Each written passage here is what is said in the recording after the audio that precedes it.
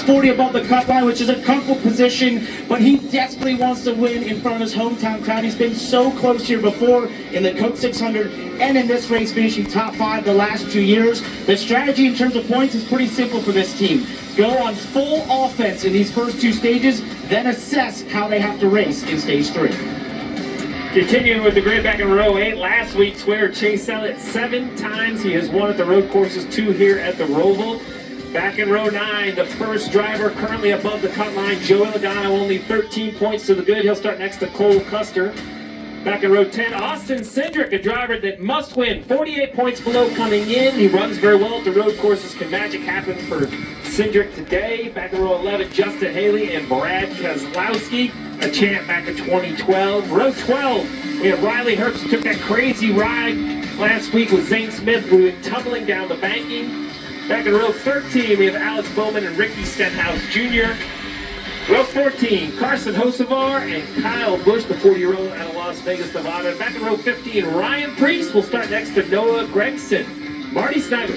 Steve, the #1 topic in practice yesterday were tires and how quickly they were wearing out for these Cup Series teams. So Joey Logano is going to approach this Roval race a little bit different, almost like it's a Richmond race, a very high-wear racetrack when it comes to the tires. He's going to be trying to taking care of the tires early in the run. But one interesting point, Lee, is that it's much cooler than it was in practice yesterday. I just asked Paul Wolf seconds ago, do you think the cooler temps will play a factor today? He said, I honestly do not. I think we're going to see that same high tire wear here this afternoon. That's a good point, mate. A lot more clouds coming today for sure. Let's finish off the Bank of America starting grid, the 16th row. Todd Gilliland and Cody Ware in just his second Roval start. Row 17 features Josh Berry and Josh Balicki in the 66.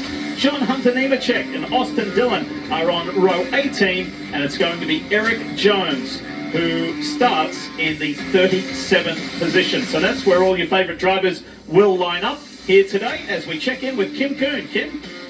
Well, Diff, Chase Briscoe is plus 21 to the cut line, and crew chief James Small said it's a big relief not to be in a must-win situation. However, there is still a ton of stress today at a place where anything can happen. But he told me there's one thing that'll make their jobs easier. The fact that they really just have to focus on what the 22 of Logano does. Staying ahead of him all day will guarantee them a transfer, regardless of who wins today's race.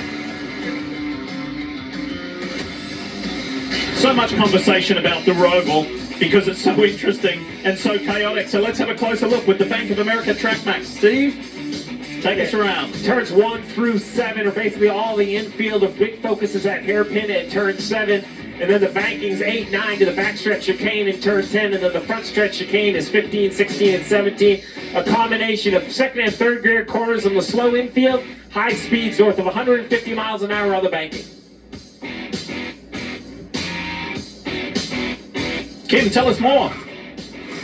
Yeah, there are a handful of non-playoff drivers who could be in the mix today, including Michael McDowell. The driver of the 71 had a solid practice yesterday, saying the car was very close despite that lack of grip that everybody was suffering. I had a good chat this morning with crew chief Travis Peterson, and told me the Roval's a track that fits the type of things that Michael is good at. Now, what is that? It's being really tidy with how he attacks the track and managing tires. They said this could be an absolute opportunity race for them today, Parker. And it's definitely an opportunity for another non-playoff driver in Ty Gibbs, who qualified third here today. And I go back to Sonoma in the summer. I talked this race team as they were going into that race, and Ty had started studying SVG and the things he saw SVG do around the racetrack. As they went into Sonoma, he started to put some of those into practice, and they saw some of the fruits of those labors as we headed here into the Charlotte Roval. He's been great at the road courses in his shortcut career and great in the Xfinity Series as well. And it's definitely those things that he started to learn, they saw from SVG, that he's put into practice and could be a threat here to get that first win, Marty. So, Parker, how will the non-playoff drivers race the playoff drivers? I asked Shane Van Gisbergen that question earlier this weekend, and he said, actually, I have a lot of experience with that. Remember, he was in the playoffs in the last cut race